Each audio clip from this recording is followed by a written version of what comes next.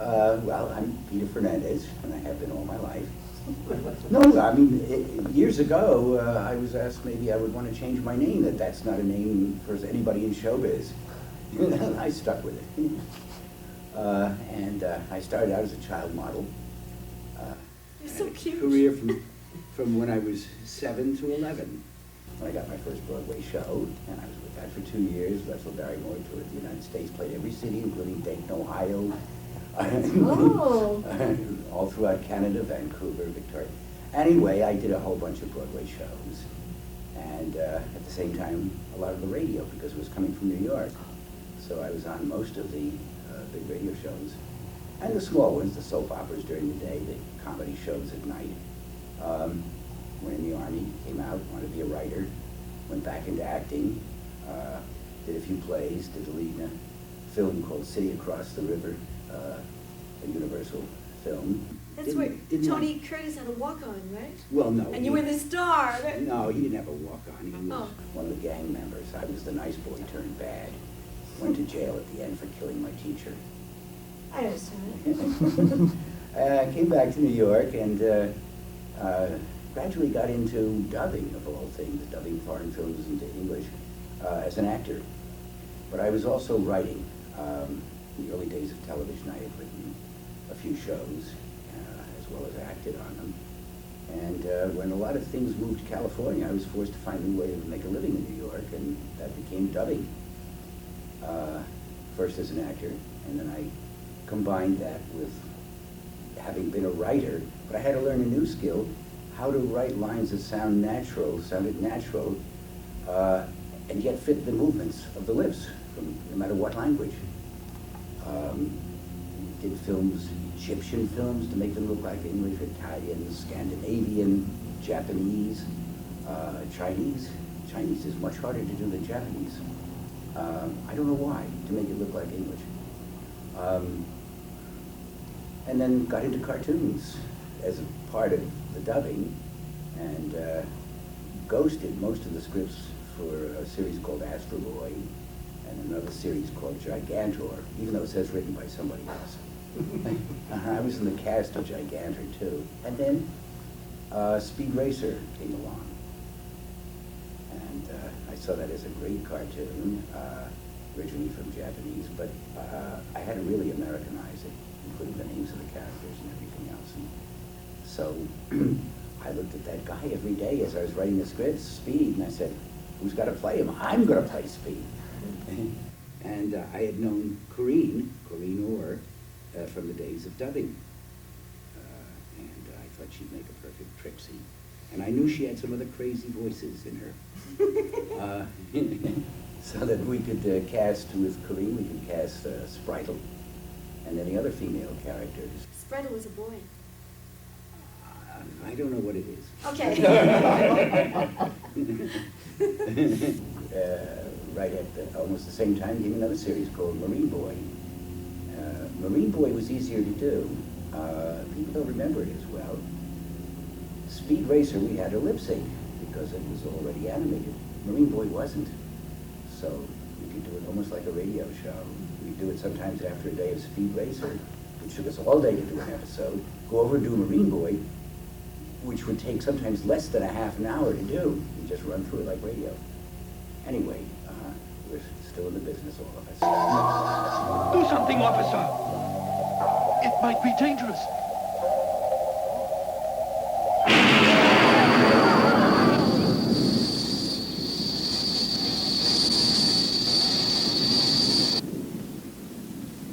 What was that explosion? Look! Oh, let's get closer, sir.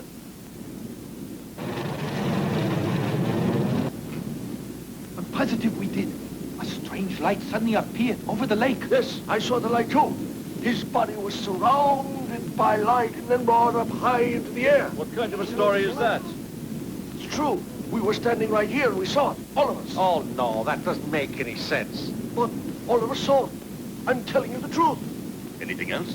Well, yes, a few minutes later it exploded up over the lake. You're wrong to doubt our story. We have no reason to lie. I figure that this whole thing was not of this Earth, that it came from space. Captain, I suggest we search for Hayata. It's possible he may still be alive. Good idea. Will all of you assist us? Oh, I'm Corinne Orr. Hi, good to see you. I was born in Canada, in Montreal, in the cold north. And I decided to come here and make my fortune, so I came to New York. And I started dubbing at Tetra. And that's where I met Peter and Earl and everyone. And I was fortunate, I was a multi-voice. Excuse me.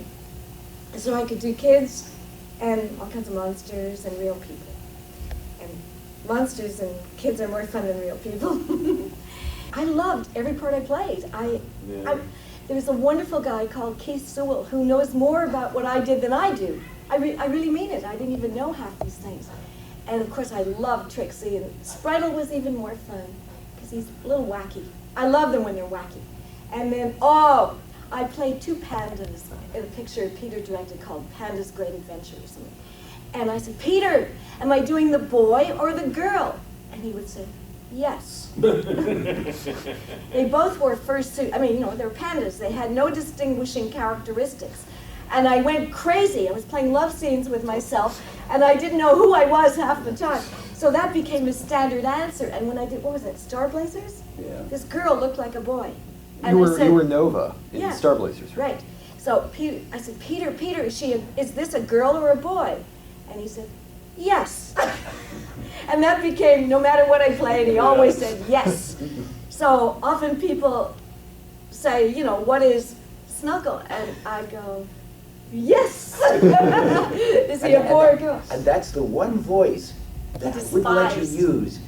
Long before Snuggles was invented, she'd spring that voice on me. I say, oh no, I can't stand it. It turned out to be a famous voice of hers. It's a riot. She made a hell of a lot of money out of it. Oh yeah, living, keeping them all. A lot of fabulous Peter bought lunch today. Peter bought lunch. It was pretty great. I am Ultraman. No, my name is Earl Hammond. Legal name. See, I've always been an actor since I was a little child. 10 years old, 9 years old. Never did anything else. Never held any jobs, only acting. Went out to California to go to college, worked in radio when I was a little kid in WGR in Buffalo and WKBW, and I did a show called The Boys of Windcastle, which was cute. It was a kid's show.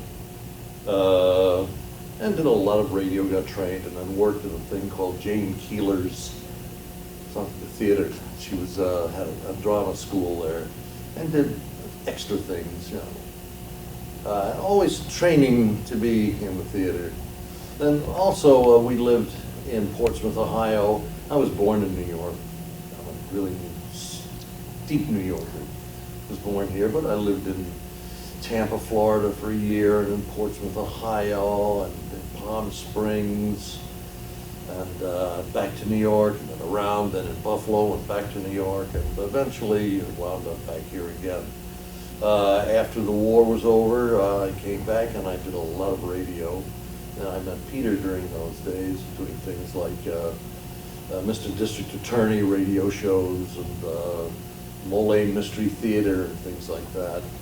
And so then eventually television came along and I got into television. Because there was a network called the Dumont Television Network. You remember that, guys? It was Channel 5. And the lady there, the casting lady, her name was Elizabeth Mears, and she called me and she said, there's a part here for you in a series, and it's called Rocky King Detective. And it was starring a guy named Roscoe Carnes, who was big in movies. He was a contract player at Paramount, along with Jack Oakey and all the rest of the guys, And I was on that for 3 years. And finally I left, and I got into soap operas. Then I did Broadway shows. Just as a thing, I replaced Dick Kiley in a thing called Redhead with Gwen Verdon. And I lasted a month in that because he was just out for 1 month. And a thing called Juno, which was taken off of Juno and the Peacock. It's a marvelous musical, but didn't last, it closed. And then all during this time, I got into dubbing, and I think it was through you.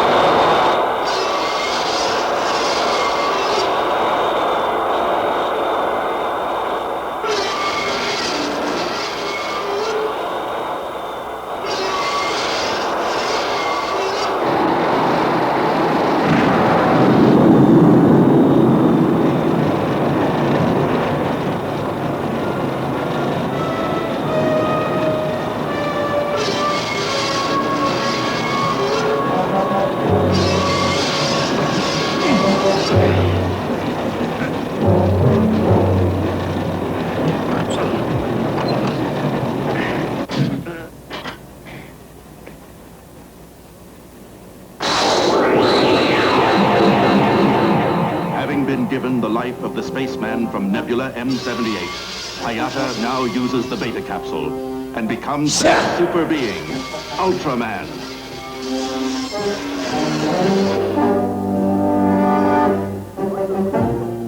Oh, one other thing, I'm sorry, I gotta Go say ahead, this. go ahead. I was picked by the Vatican to record the Pope's book. Now, you don't know, for me to do that, it is blasphemy.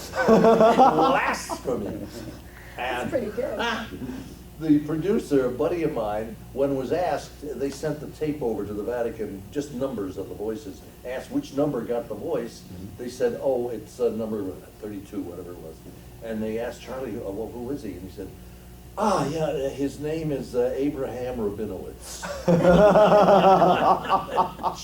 He said that they paled. Don't you love that? That's one of the funny stories of all time.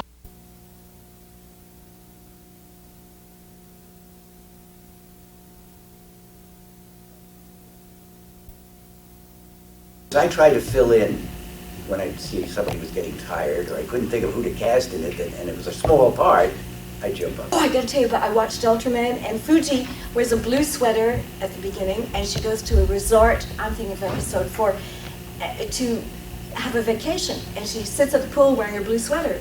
And no matter what episode she's in, she's always in her blue sweater. Hi. Oh. Fuji, you're planning to go on a trip? Mm-hmm. I'll see you all later. But you're going away today? When the monster came and ripped down the wire towers, and the captain was standing underneath there, and the sparks going on, and he said, "Oh, he blew a fuse." Oh, you had a monster who didn't like music and he didn't like dancing? Mm-hmm. That was in episode 4. Oh, that really? Was, that was, Yeah. I think that was the one where you were playing the little girl and they. And your mother, and your mother. Come on, dear, behave yourself. And her sister. Yes, Mommy, me. We all played, talking to played each other. everybody. We all played everybody. Hoshino, get ready. Oh, it's now 6-0. You're older than Hoshino, but he's a much better player. Michiko, please just tell us what the score is. I did tell you, that's why I say he's better. You're a pretty talkative little girl. And you like to tease. I like to. I just can't help it if I tell you exactly the way you play. Michiko, it's time to go now. Get down. I want to stay. She's Michiko, enjoying herself. I want to stay with you, Fuji. Can I? I'm just going shopping and I'll be back in an hour. Would you mind keeping an eye on Michiko? It'll be a pleasure. You go ahead. Really? Thank you. You're very kind. I'll see you later then. And I hope she doesn't cause you any trouble. Goodbye. And I had this charming girl I played, Machiko, and she's wearing red and white polka dot dress, little patent shoes and bows in her hair. Spaghetti and sandwiches, and if you don't have that, I'll have a spaghetti sandwich. We just have to make the best of it, Hoshino. Here, it's your turn to play, Michiko. But I'm hungry, and I like spaghetti and sandwiches. I see. Any kind of spaghetti and any kind of sandwiches. They're all delicious, don't you think they are?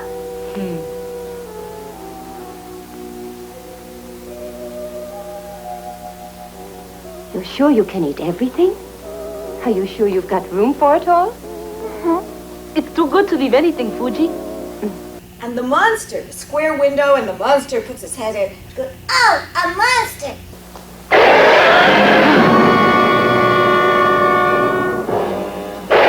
and she jumps out of bed, and she's wearing a little red and white polka dot dress, patent leather shoes, and the bows in her hair. Nobody changes clothes ever.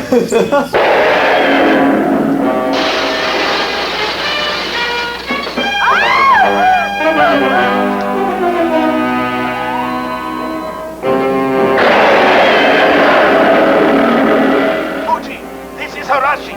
Run for the hill. I can land the aircraft 500 yards from there. Quickly!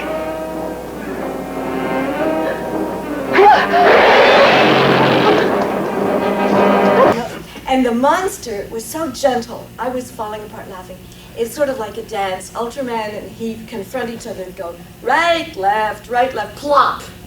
Roll over once and the monster, bleh. I mean, you go, and the monster would fall down, so he never scared me, and I'm easily scared.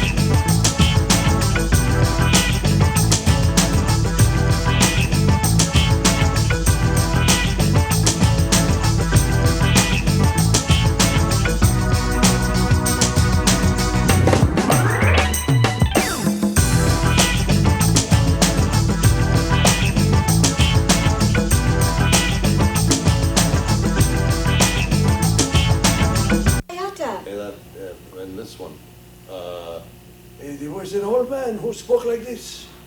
And he said, watch out, Hayata is coming. Hey, Hayata is on the screen.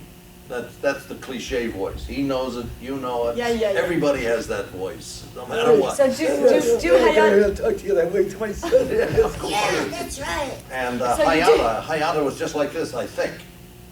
It was pretty straight and pretty driving. Let's get those men, man. You know. And then you would play the man. Yeah. The revival has to do with the age of the grown-ups now. Because I go to a lot of collectible and flea market shows, collectible shows. And the baby boomers, of course, are picking up things from their youth. So when you reach a certain age, then you start thinking back. When you're younger, you got nothing to think back to. And I think that has a lot to do with reviving the things that you knew and perhaps loved as a kid. And of course, now you've got kids, and they're watching it. And they're saying that's pretty good. And Kids compared love to it. the shows that are on now, I think some of those shows, like Ultraman, like Speed Racer, Marine Boy, the Godzilla films, are far better than what is being shown today. They were made with a higher standard. Different audiences, one for subtitled films and one for dubbed films. And it's always amused me that the people who only go to subtitled films, I don't want to say anything dubbed, they think they're hearing the original voices. They're not. For many years, Italy never shot with a microphone in the studio. Every single film was recorded later. Fellini didn't even write his dialogue till after he finished filming his film, because I worked with the man who collaborated with him. I feel that the people who only would want to see a subtitled film are missing half the film, because you can only put so much thought into a subtitle, whereas the actor on screen may be rattling off a whole thing, and a conscientious dubber will try to get every thought that was in the original into the dubbed part. So those were created as entertainment, not as a marketing tool for merchandise, which is the way most of them are put together nowadays, I think. Very good point. The series I worked on a couple of years ago, it was really put together once the merchandising was set. And the future one that we have dangling in front of us, they're trying to create the product, and then if they can get a product that will sell for little kids, then the sponsor will get to... In effect, the shows are a long info commercial. I understand, though, you're not allowed to advertise the product on that show that show is about. So what happens is the distributor and the toy people get together and they advertise. They own two shows back to back. So they switch the toys to the other, and that way they stay within the legal limits. But that's really what the shows are. They're not even crafted by real writers, I don't think, who trained to have a story begin, middle, and end, and create your characters to interest the audience. They're seeing what they can sell. I think Ultraman is so absorbent. I just couldn't tear myself away, and I find myself bursting out laughing all the way through. So I love it. I just love it. I can't help it. I think it's wonderful and funny, and I enjoy watching it, and I forget that I'm in it. Or once in a while I go, oh, that's me. You know, it's great. It's great to see it. What about you? No, I have no comment at all. I enjoyed You it. were Ultraman. You were Ultraman. Well, I enjoyed doing it. I loved it. I thought it was one of the great jobs I've had in my life, along with Mum Ra. No, really, the cartoons, I just love them. I think they're great, and they give you a latitude to be a little more creative than if you're in there in the flesh. You can create around the outline of what the character is and what the character projects. But when you're doing it in the flesh, you're really inhibited by what you see, that sort of thing. I never had. I was just so glad to be working each time. Every one was my favorite. I never had one I didn't like.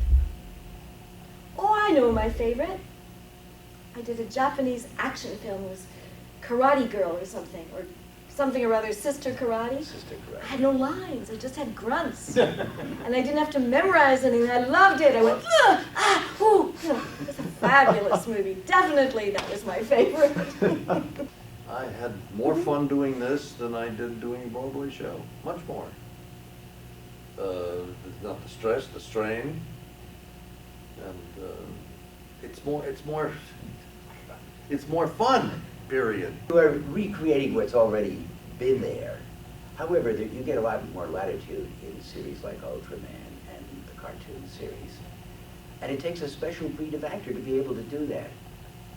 You can take a lot of straight actors and they just don't know how to be larger than life. So Can't it expand takes a certain kind of actor to do cartoons and to do series like Ultraman. I would say an actor a little bit larger than life, maybe who's a bit of a ham. No, really. It's true. Absolutely. And who has a wild sense of humor. You can't be a serious person and doing nutty voices. Most actors can't do that. They're maybe the greatest actors in the world, but they're coming from such honesty where you need a little dishonesty to do this. It's true. That they can't do it. Good point.